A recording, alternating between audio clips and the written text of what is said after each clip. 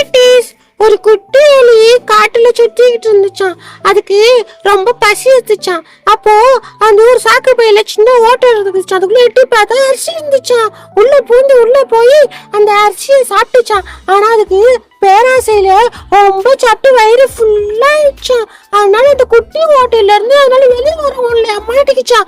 என்ன பண்றது அப்படின்னு யோசிச்சுதான். சரி, நைட்டு ஃபுல்லா நம்ம காத்து இருக்கலாம், காலையில உடம்பு ஒல்லி ஆயிடும், அதுக்கப்புறம் மறுபடியும் வந்துடலாம்னு நினைச்சா காலையில கொஞ்சோண்டு சாப்பிடலாம்னு நினைச்சிட்டு பேராசைப்பட்டு நிறைய சாப்பிட்டுருச்சான். மறுபடியும் குண்டாயிடுச்சான். அப்படின்னு பார்த்துட்டு திடீர்னு ஒரு கருப்பு பூனை அந்த எலியை பார்க்க கிட்ட இருந்துச்சான்.